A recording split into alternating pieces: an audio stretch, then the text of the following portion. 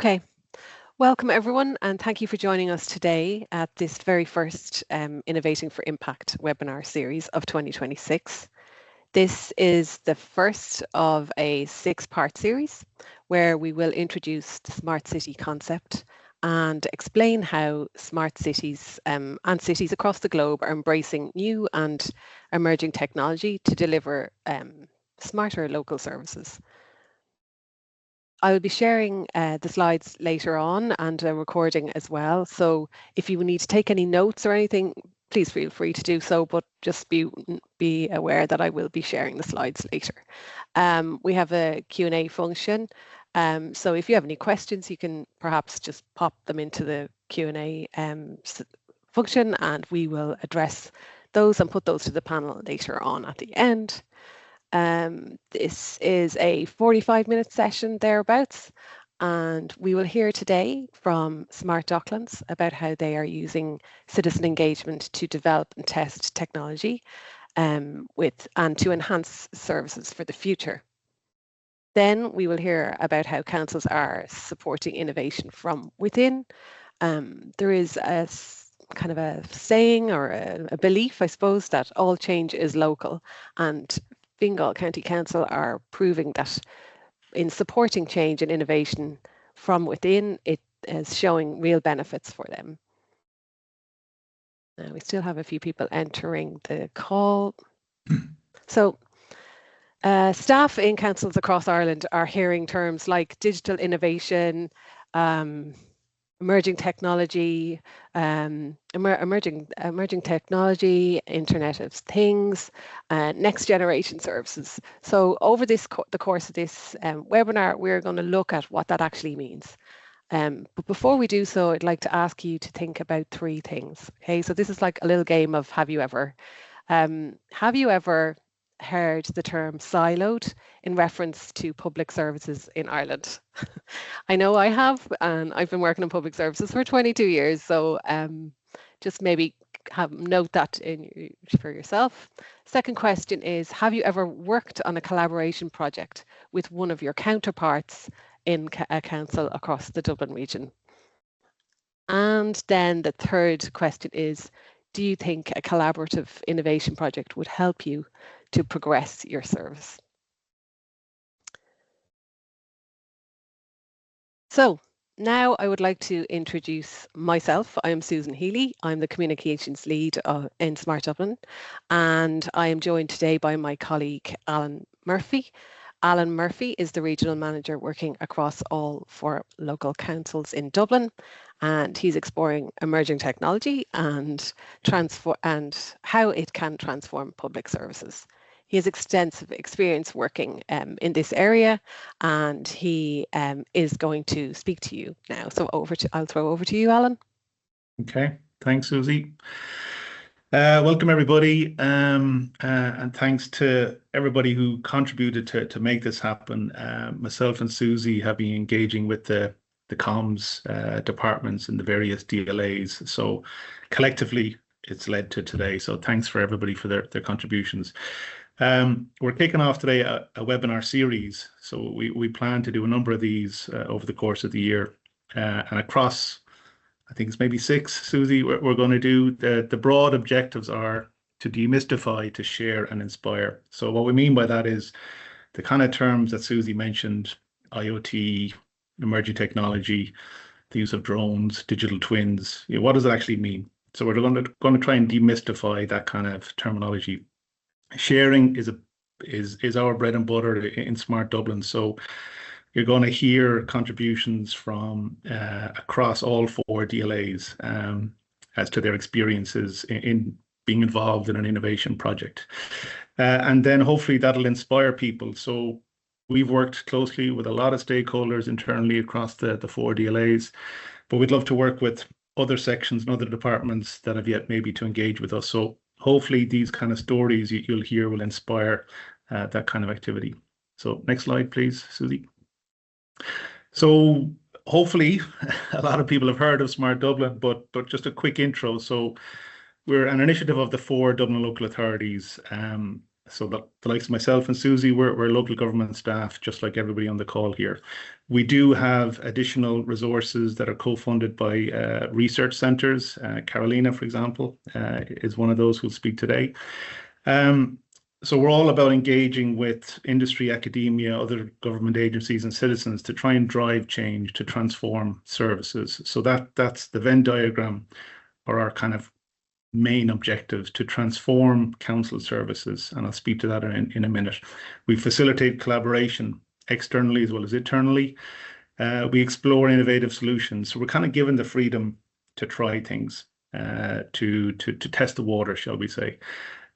Championing open data is a whole other topic, trying to unlock really interesting data sets across the 4 DLAs. So that's broadly what we're trying to do. Keep going, Susie. So then, just to try and get to the next level of detail as to what does that mean. So on the left-hand side, you see some examples of the services, you know, the council provides, and there's hundreds of them. And then on the right-hand side, there's examples of this kind of emerging technology that's coming our way.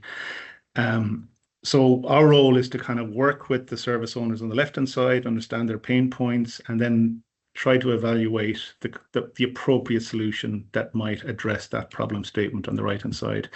But then also it can go right to left as well. So take AI, for example. It's kind of impossible to ignore the opportunity that AI presents to local government. So there can be a bit of a nudge from us, from the right-hand side, to the service owners on the left to say, hey, what do you think about doing this kind of initiative together? Keep going, Susie. So then, probably taking a step back from all the diversity of projects that we have going on across the 4 Dublin councils, what you see here is an attempt to simplify what does the innovation life cycle or the innovation happy path look like. Basically, you start with a conversation idea, a hunch, a gut instinct that there's probably a better way to do something. And that can come from citizens, staff, from industry. We get inspiration from other cities as well. Then we have to sort of map that to a business priority. It has to address a council need. That's really, really important. And then we like doing pilots to test the water on something. And then the ideal situation is the pilot is successful, we scale it up across that respective council, or we replicate it across the Dublin region or even beyond. So that's the happy path. Keep an eye on that as you hear Carolina and Steve speak. And I've just highlighted the top left words, citizens and staff. Today we're going to talk to the process about engaging with citizens and engaging with staff. Okay, Susie, that's all from me. Thank you, Alan. Okay, so I am really pleased to be joined by 2 of our esteemed colleagues, Dr. Karolina Anielska, who works with Smart Docklands, she is the Programme Manager, and Stephen Flynn, who is the Digital Services and Broadband Officer with Fingal County Council.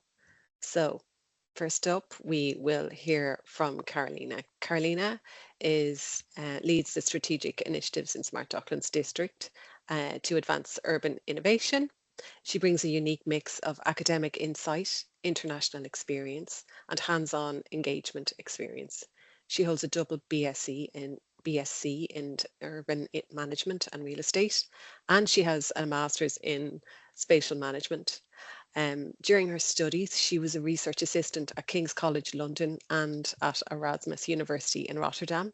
She has earned a PhD in human geography, and she did that while contributing to the Innovation Districts project. Before her PhD, she worked in a London-based urban planning firm specialising in community consultation and engagement. So that's a lot. Well done, you, Karolina. It sounds like I have so many studies. Sorry, guys. All right. Welcome, everyone. Thank you for having me. I'm really excited to kick off the webinars. I will be speaking about Smart Docklands experience and how we use community engagement, a little bit about youth engagement to inform our work and inform our call for pilots. So yeah, if you could move to the next slide. So Alan already talked a little bit about Dublin and how it is as a test bed, but I think we're a great city to test solutions, to test ideas, because we're small enough, but yet big enough to have this impact and be able to do so. So as Alan mentioned, we have a few programs, a few districts that are co-funded by local authorities and universities, and we are one of them. So Smart Docklands is co-funded by Dublin City Council and Connect Research Centre, and it's making our lives a little bit more complicated, but also lots of things it's making lots of things easier, because we're between two big organizations. Sometimes it's easier for us to test solutions, to pilot them, and then feedback to both of the sides. We're not in the silo. We're trying not to be. We're involving not only academia and local government, we also work with industry and citizens and young people as well. And it is all happening within environment. We are moving a little bit more focusing on the environment and sustainable development. Not only smart cities, it's smart and sustainable cities. Yeah. And I've joined this team almost 4 years ago, focusing on the community engagement, and coming from the background in engagement in London, I knew how important it is to get people on board, to get people excited and interested in projects. Sometimes it is a bit tricky to get them excited about smart cities, not built environment projects, but I think we were able to do so. So we started with some pop-ups just to get people an idea, who are we, what are we doing.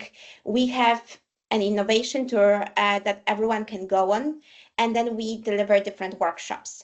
But I felt like that maybe wasn't enough. We are always in the bubble. We talk with similar people. So we launched an online engagement platform. Of course, to do real engagement, you have to be in real life engaging with people, but on the online engagement platform can add a new layer to that.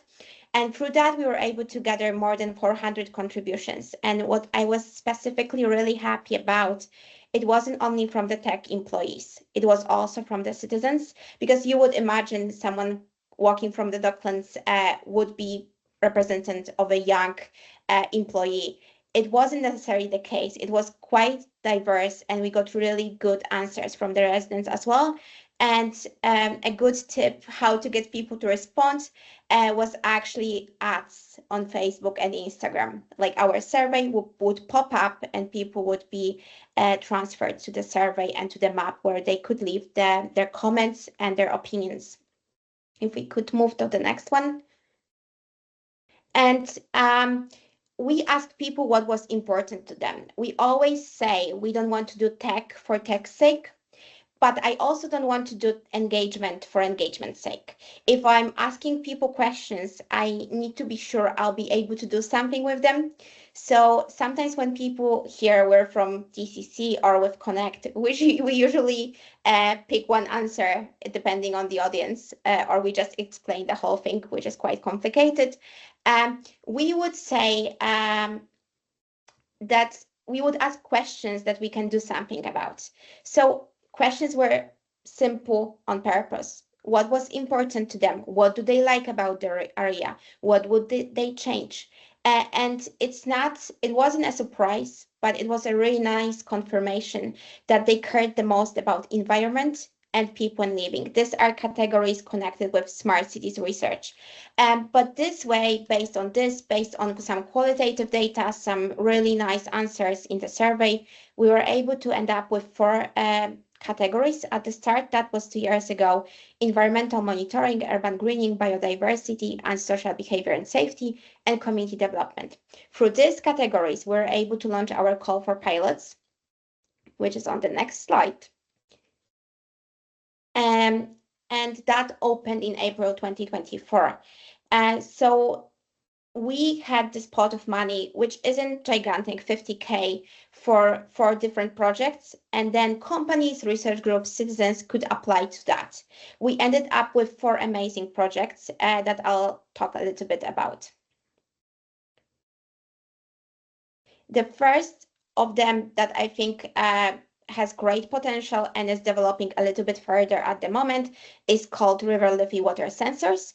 And we installed 14 sensors on the river to see how the level of the water changes during the day, during the month.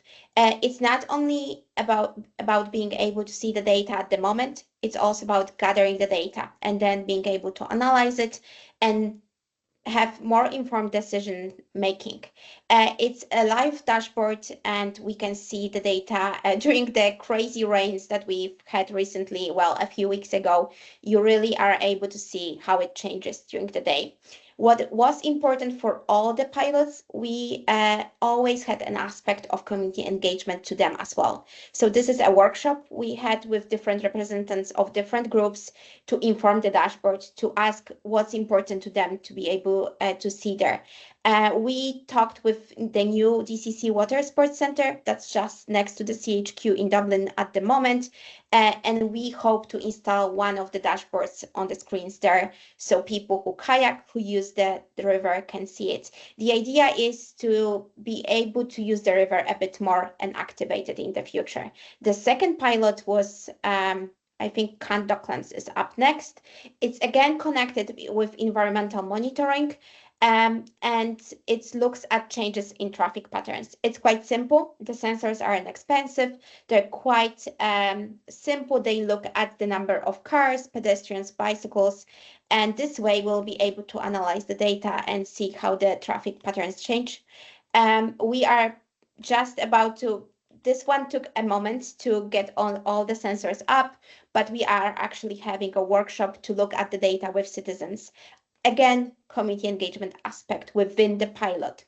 And the next one is immersive graffiti, which was quite interesting too. So that was bringing young people in schools or in different community groups to experience. They didn't do it at once. That's just the final event, I promise you.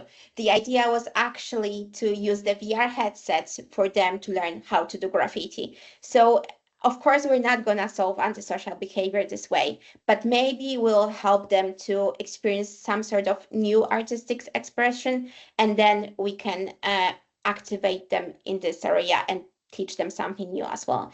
And last but not least was Craft My Street, which was a really nice project that we got support from our Lord Mayor, and it was using Minecraft to redevelop the areas around the schools for the children in both primary and secondary schools. So what was interesting, we went to secondary schools, but then students from secondary schools went to primary schools and they taught the young people, even younger people, how to do it.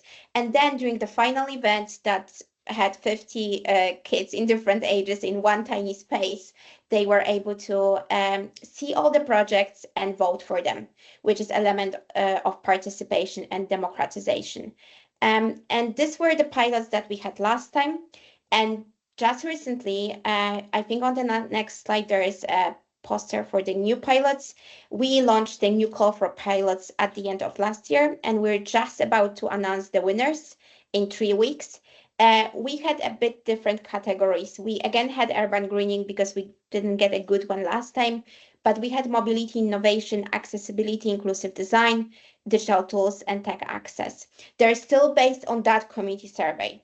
They're a bit new, but they're still based on the survey that we did 2 years ago and on our continued conversations with the community. If I could have the next slide. What we are, I just want, that's the process that we had for the pilots, the community survey that we did, but I also want to mention a few other aspects of our work that are bringing community to be able to see what we do and to understand it. And one big part of it is Docklands 3D model, digital twin, that we're trying to make it a digital twin. And you can see here that it's quite a nice model, but what people love and they really want to engage with is using it in the headset. And that's what we are trying to do during the events.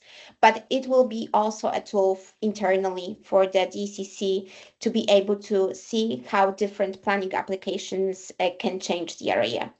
And on the next slide, I have Smart Cities Urban Quest. I wanted to mention that because I said that we have innovation tours, but we were thinking, how can we even bring more citizens on that journey? How can we engage more people of different ages? And we turned this innovation tour into a game, into Dublin Discovery Trails. I know lots of you probably have seen that app. All of the local authorities are using it. So we had this trail all about smart cities. And my colleague used to say we're making invisible visible. And that's exactly what the smart cities is about and how I think about it. We don't want it to be big, shiny things. We want it to be helping citizens have their life a little bit easier. And on this trail, you can actually see all the tech and play games and experience it firsthand. And I think I have 2 minutes left, so next slide. We're running lots of different projects with young people. It's a separate engagement program coming from Smart Docklands. It's called Academy of the New Future. Actually, at the moment, we're having a final day in Fingal County Council with young people. Grace is leading that. But this is also making sure we're not only listening to adults who would fill in the survey, we're also listening to young people. And during such a week, they're able to experience different workshops and think about ideas for a better Dublin. It's not only about the problems, they think a lot about the problems that Dublin experience, but they also think about ideas and solutions to these problems. And at the end, they're able to present it to the city leadership. Here we have an example when they were presenting to Provost of Trinity and then really important people from DCC as well. And on the next slide, we have the sensor inspectors. So again, we want to hear from even younger people from the primary schools. What do they think about the areas? What problems do they encounter? And this uses two sensors, water, air quality and traffic sensor. So we installed them in schools, and this way they are able to see what are the patterns during the day and how these two data sets are connected, and they're trying to come up with solutions to help with this problem. And on the next slide, I have the Connective Detective, which is another youth engagement program where we talk with young people about smart cities and connectivity. Because yeah, we want for them to be aware about internet data, that 5G isn't scary and isn't hurtful. So we go to schools and we talk about all of that, and then again prepare some new ideas and some projects, prototypes to make our cities a little bit better. It's the numbers of the engagements are really big. Like even for this session, for this program, we had over 1,500 engagements over the year. And we wouldn't be able to do that without the local authority program, which is on the next slide, because this webinar is a nice start, and I'm so happy to be here and talk about all of that. But we go into different departments, we go into different local authorities, and we talk about different technologies, because without the buy-in, we can do all the pilots we want, but we won't be able to take it further. So my colleague Claudia goes and has different workshops on digital rights. One of the first AI workshops in the country in local authority was also coming from that, and about smart cities and different technologies. We are trying to get you all on board. And what was important for me during the recent pilot call was involving DCC's departments from the start. So we had different people from different departments on judging panel for the pilots. This way they already know about it and they're more than ready to take this idea a little bit further. And the last slide, please. So it's about building partnerships, because we are connecting all of these partners together, but it's not just the space. We are the first smart district in Dublin, but it's about creating these models that could work for every district, every place, every program, and I would say every council. So I hope that will inspire you. And now I can move back to Susie, I think, right? Yeah, Great. thank Thank you you very very much. much, Carolina. That was really interesting. Just a reminder for everyone that if you have any questions, you can pop them in the chat and we will pick them up later on, or indeed you can email us at info@smartdublin.ie. Next up, we will hear from Stephen Flynn. Stephen is the Digital Programme Officer with Fingal County Council. He is a strategic aerospace professional with deep expertise in EU airworthiness, drone operations and regulatory compliance. He has led staff-driven innovation and digital transformation initiatives while also guiding organisations through complex EASA frameworks, including beyond visual line of sight operations, as well as the transition towards EU regulatory environments.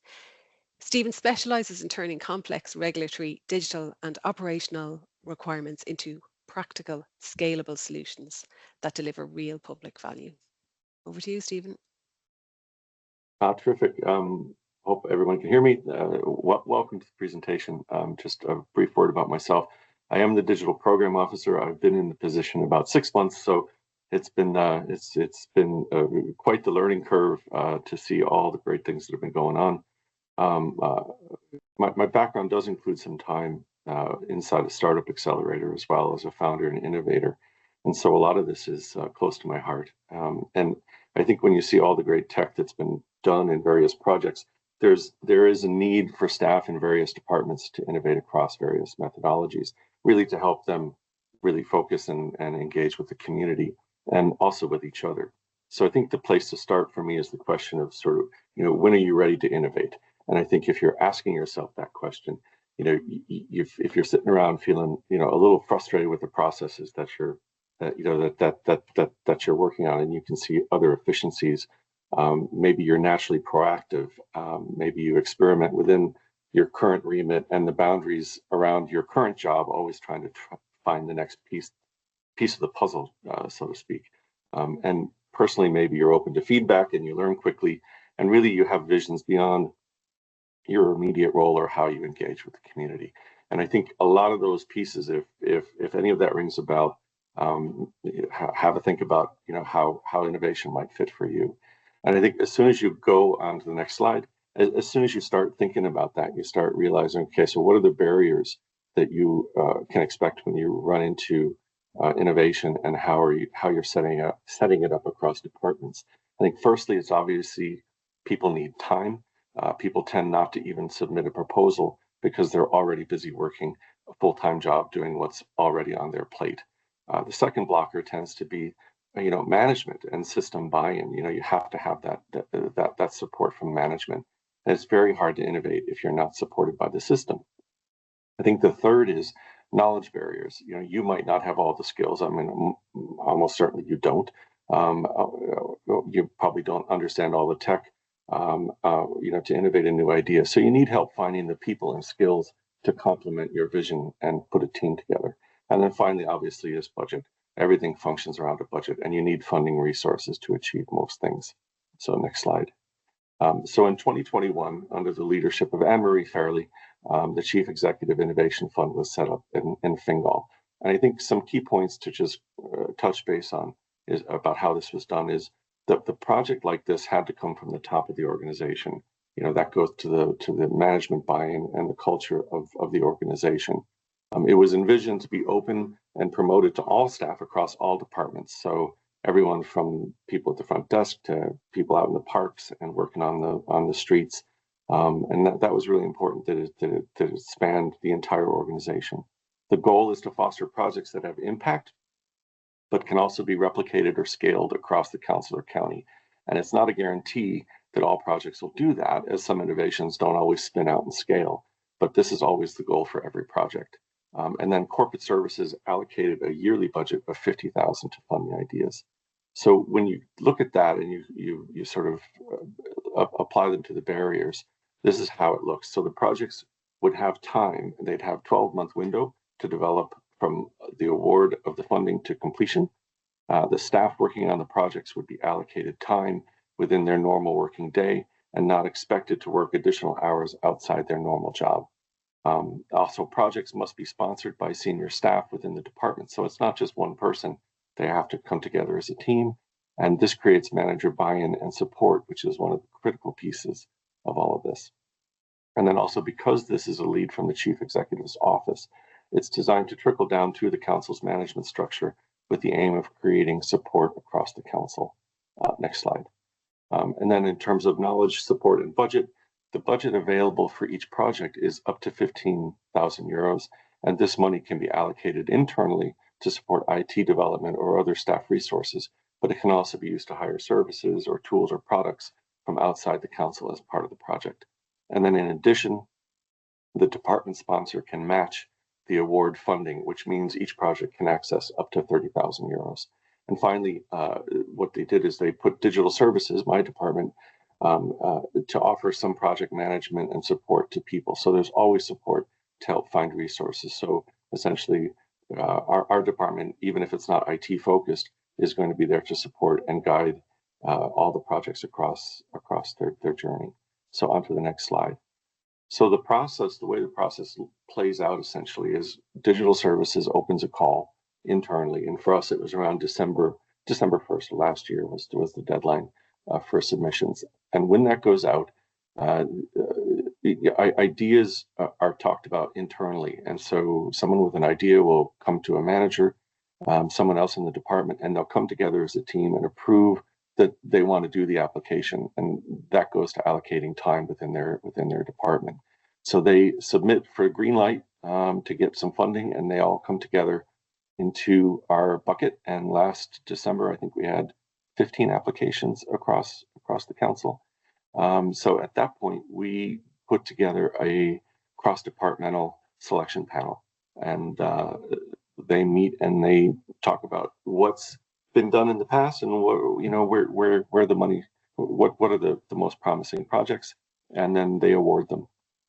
At that point, the projects begin, and you can kind of see the three tracks here where management and the sponsors facilitate and support, and in the middle, the project's begun, and then the next step is they go on to the next one there, Susie. The person leads the projects and manages their own budget, and then our department kind of rides alongside and checks in every couple of weeks to make sure that they're getting the support they need. And then at the end of the year, at the 12 months, at the next phase, the projects are completed and there's a wrap up and promotion in it. And at that point, the department receives the funding from corporate services. So that's essentially the process, the way it works internally. So if you go on to the next slide, I just want to just briefly, I've got about 5 minutes to just cover a few of the projects. And they really are varied across all departments. This was one that was funded last year, the Creation Station from the Libraries Department in Malahide, and they put together a whole resource for being able to teach sewing and creative crafting, and it's been very popular within the library network. Next slide. Libraries also got some funding for a chess club, and that was actually, it's been received really with great response, and it includes some sort of chess technology, and it's also starting to roll out across different areas of the county. Next slide. This is called STEAM. We call it the Makey, which is essentially the libraries department is sort of going after science, technology, education. I think it's art and what is it? Engineering, art, and math, I think is what it is. So the project equips staff with the specialized skill to facilitate free and high quality educational activities. So this is something we had at the TY Expo last year. And when I first saw it, I thought, nobody will be interested in this. And it was the most popular booth at the TY Expo. The kids loved it. It's a great entry point for science. Next slide. This was a more of a technical solution that scaled out. This project was the weather stations for schools, and this was a 5,000 euro project funded by or proposed by Environment, Climate Action, and Active Travel. And it went out to 100 primary schools across Fingal and received multiple rainfall gauges. And it was really successful. 16 primary schools were selected to receive automatic weather stations. But what was really interesting was the partner and collaboration, most notable for its cross-agency collaborating with Met Éireann, the WOW.ie, the Office of Public Works, OPW, and also NASA got involved in this. So this was a really great example of how one departmental idea can scale out across the county. On to the next slide. One of the recent ones from last year was this rainwater model, which was a proactive initiative led by the Infrastructure and Transport Department. The project was designed to promote sustainable urban drainage systems by moving away from traditional underground pipes toward nature-based solutions. It provided a tangible, interactive way to visualize surface water management. And this has been traveling all over to engineering expos, and it's really interesting and it's fun to watch. And finally, just in this latest phase, a couple of our current projects were a project for pre-filled payment links for the public to streamline payments across multiple departments, which is a terrific idea. And secondly, the school's active travel logger, which is being run by the active travel department to work with local schools around encouraging children to walk to school. And it's based on a program that's being run in the UK. And we're really looking forward to it. So with that, my dog's barking, and I will pass it back to you there, Susan. And that was perfect timing. Yeah, your dog is the clock. That's great, Steve. Thank you so much for that. It's really what a breadth of projects you have there, you know, from crafting to, you know, STEAM projects. It's really diverse, like, so that's wonderful to see. So we'll recap on today before we take your questions. We heard lots from Carolina of all the amazing projects that are going on down in Docklands. And if you have any questions, please submit them to the chat. I think we might just check if we have any questions over there. David, how are we getting on in the chat? Yeah, there's one here from Hannon O'Neill Julie. And their question is, hi, this is so interesting, thanks. Just wanted to ask if and how all this might tie in with the local authority BIM mandates for procurement, as it seems like there is some crossover here. Who'd like to take that one? Alan, maybe? straight onto the hot seat. Yeah. I think it's a little bit different to the BIM. We didn't really touch on too much related to BIM here.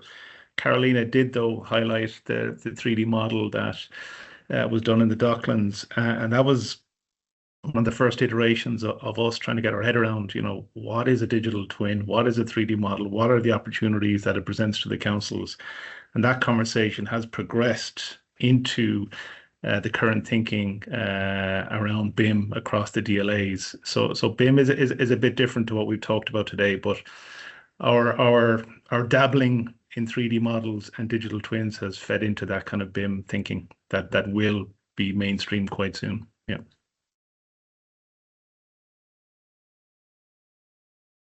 Okay. Those are all the questions in the chat at the moment.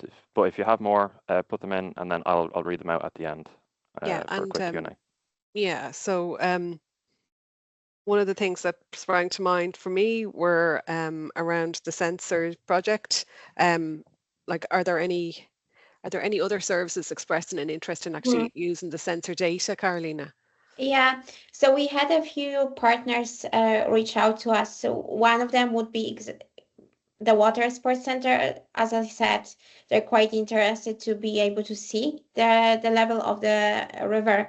But another one, quite interesting one, we have a great fire brigade that's not afraid to innovate, I would say, in Dublin City Council, and they're really keen on trying new things like drones, but also they are working with the company responsible for the water sensors at the moment to be able to see how that would help them with the research and rescue.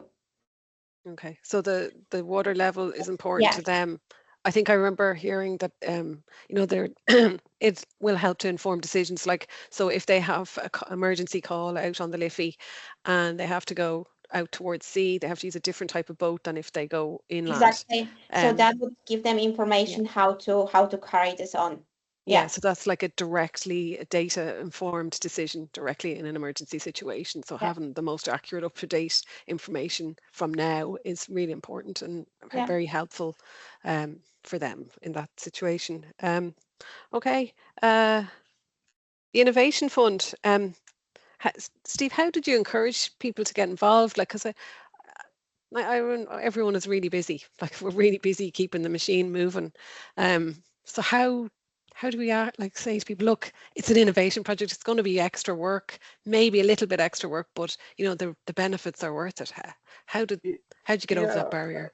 Yeah, I think the biggest barrier is just promoting the fact that it exists. It seems like there's no lack of submissions or interest before a call. You know, we're already getting emails with people asking, you know, when's the next call? You know, when is that going to happen? So it's funny, you know, given the opportunity, it feels like there's plenty of people excited to innovate and try and improve things or you know create new ways to outreach. So, but you know, we do in internal media.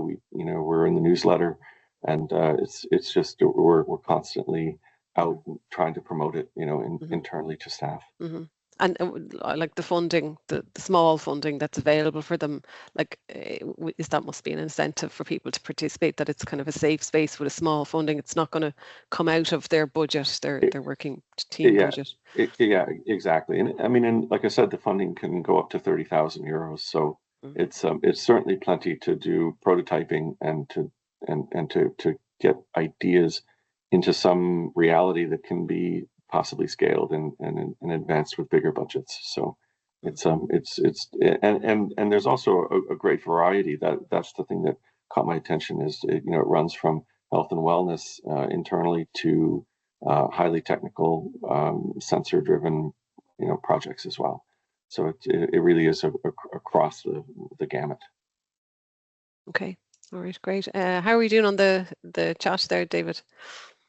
Yeah, there's a question here from our very own Veronica. From Docklands' experience, what are the main differences or method of engaging youth versus adults? Any lessons learned of benefits of engaging with both? How does this shape pilot calls and tech as we prepare the city for the future?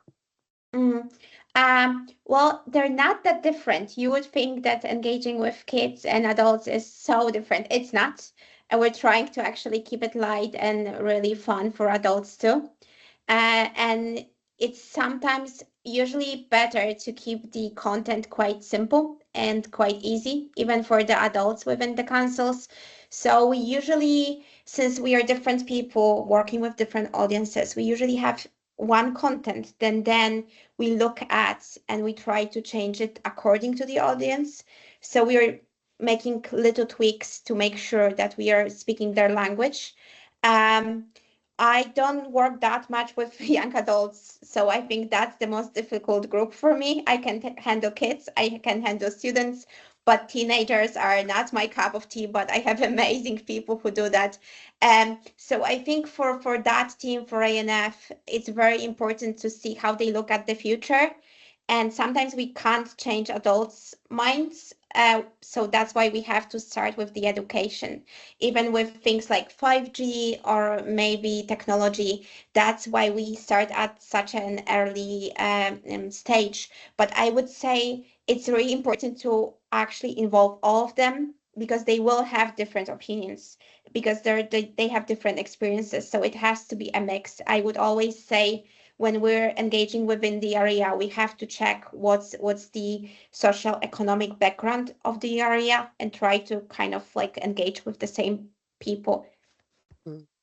Yeah, look, I saw some of the stuff on social coming from Academy of the Near Future's TY week in Fingal this week, and they looked very engaged. So yeah, you're doing very well with the teen audience as well, I think. Okay, have we any more questions, Dave? Yeah, there's one here from James Kelly. Could you expand on the digital engagement platform? Is this something local authorities already have for public consultation or some other platform? Yes, so because we are, as I said, between the organizations, we were able to, at that time, DCC didn't have that sort of engagement platform. They had a different one, mostly used for planning. At the moment, they have a proper engagement platform, but they're using a different company. We used at that time a Commonplace platform. That's a UK-based company. We're not using it anymore, but they're different platforms. They're quite similar. They're not that expensive. But I would first, if you want to do something like that, try to talk within the organization, because they're for sure they're using something. It might not be fancy, but there are some add-ons that you could add. So I would try to find out within the organization what they're using. If not, I'm happy to answer any questions about the platforms if you need me to through the email. There are different ones, like there are at least 10 on the market in Ireland. Okay, great. Thank you, Carolina. So we'll go back to the 3 questions that I asked you this morning. And I just want to let you know that if you have a challenge or an improvement idea that you think would benefit from some support or indeed some cross-council collaboration, please do reach out to us. We're info@smartdublin.ie or visit our website, smartdublin.ie. We'd like to show you more, but we're running out of time. But next month we are hosting another Friday morning session on the 22nd of May, and we will be talking about connected services. So that is, how can connectivity or Internet of Things transform council services? So you can register for that by scanning the QR code there, or clicking the link. And this will be on you'll get an email about it, and it'll be on your SharePoint as well. We also have a newsletter, so Smart Updates email newsletter that goes out once a quarter. You can register for that on that page there. And finally, we are proudly supporting, we are definitely proudly supporting Dublin Tech Week, which is coming up in May, the 22nd to the 29th of May. And this is a week-long community-led celebration of innovation and technology, uniting tech lovers, professionals and communities across the city. There's lots of events happening, so you can visit the website, dublintechweek.com, or if you have an idea for an event, you want to host an event locally, you can submit your own event there. It's like everything from workshops to chats and meetups. So check it out anyway. So thank you very much everyone for joining us today, and have a nice coffee break and a lovely weekend. And yeah, do reach out to us if you have any questions, and I'll send on all the slides shortly. Okay.